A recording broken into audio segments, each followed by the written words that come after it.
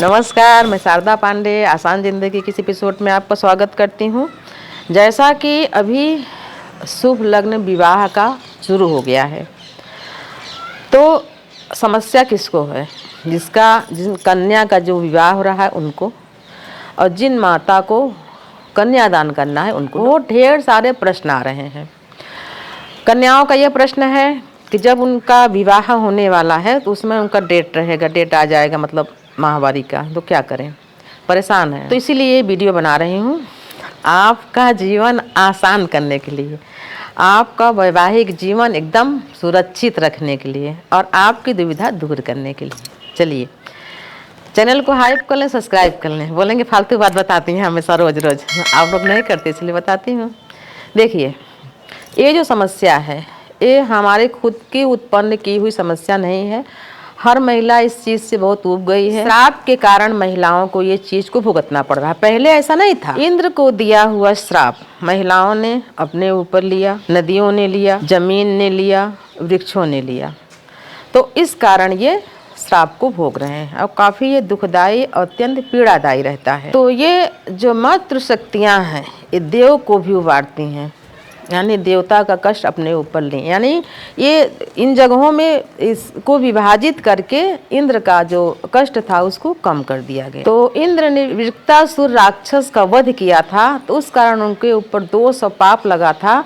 तो उस पाप को छिन्न भिन्न करने के लिए ये महिलाएं और जो देववृक्ष, नदियाँ और पृथ्वी ने इस पाप को थोड़ा थोड़ा सबने बांट लिया। और आगे कहोगे तो इसका विस्तार से वीडियो बना दूंगी। पहले मैं आपको आपकी समस्या का समाधान कर लूँ, और कई वीडियो में भी बताई भी हूँ।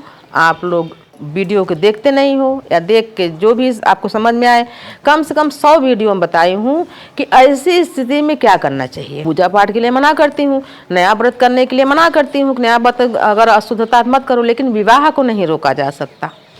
अब क्या करेंगे आप? जैसे विवाह तय हो गया, ठीक है, अब कभी कभी तो माँ भी अशुद्ध हो जाती हैं और वो बेटी भी अशुद्ध हो जाती है। अब ऐसे में क्या किया जाए? तमाम ये जो ओली गोली आता है कोई फ़ायदा नहीं, जैसे गोलियां भी खा लेते हैं, कभी कभी नहीं फ़ायदा करता, या खाना भी नहीं चाहिए, नुकसान भी करता है। तो ऐसी स्थिति में आप क्या करोगे? तो पौराणिक यानी पुराण में, अपने वेदों में लिखा हुआ है कि पंचगव्य का इस्तेमाल करें। अब पंचगव्य क्या है? गाय से उत्पन्न 5 चीज़, गाय का दूध, गाय का दही, गाय का घृत, गाय का गोबर और गाय का मूत्र, ये तीनों चीज़ अमित है। पंचगव्य जो ऋषि पंचमी में जो महिलाएं व्रत करती हैं, उसी कारण व्रत करती हैं कि अशुद्धता के समय, मतलब कुछ कार्य करने से दोष लगता है, तो पंचगव्य का भी चरणामृत बना के जो सप्त ऋषियों का पूजा, अरुणधति का पूजा करने के बाद इसको पिया जाता है, तो इससे सभी प्रकार के पाप ताप, दैहिक भौतिक दैविक सब नष्ट हो जाते हैं। तो अब पंचगव्य, जैसे मान लीजिए आपके यहाँ देसी गाय है, महत्व देसी गाय का है।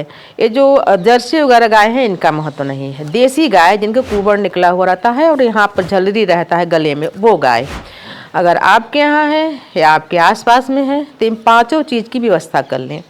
अब मैं आपसे ये नहीं कह सकती कि पंचगव्य तो रेडीमेड मिलता भी है, अब वो कितना शुद्ध रहता है हमको नहीं पता, पर अगर आप बहुत अच्छे तरीके से इसका निवारण चाहती हैं तो पंचगव्य यानी 5 चीज़, गाय का दूध होगा वो कच्चा होगा, घी खुद का बनाया होगा यानी घर का बनाया होगा। आपके यहाँ गाय है और आपसे कोई मांगने आए तो ज़रूर देना आप, और अगर जो हमारा वीडियो सुन रहे हैं अगर आपसे भी कोई मांगने आए तो ज़रूर देना 5 गव्य। गौ का मूत्र जैसे जिसके यहाँ गाय रहती है थोड़ा सा किसी पात्र में लेकर आपको दे दें और आप इसको ग्रहण कर लें। अब पंचगव्य बनाने का तरीका भी है कि ये 5 चीज़ एक बराबर होनी चाहिए, समान मात्रा में। जैसे मान लीजिए कि 2 चम्मच दूध, 2 चम्मच दही, 2 चम्मच घी, और उसी हिसाब से गोबर और उसी हिसाब से मूत्र, इन चारों को फेंट लेते हैं।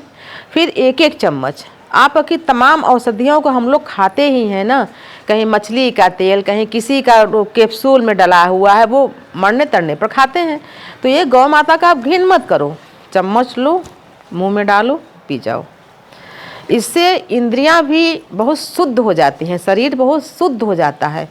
ऐसे देवगति, देव लोग इसको ग्रहण करते हैं। और अगर आप चाहो तो बड़े बड़े संस्था हैं, पूजा दुकानें हैं, और वो लोग भी अगर अच्छा बनाते हो तो वहाँ से भी पंचगव्य, जैसे आपको आसपास न मिल पाए, कठिन हो, तो पंचगव्य पूजा स्टाइल से लेकर आप 1 चम्मच उसको पिए।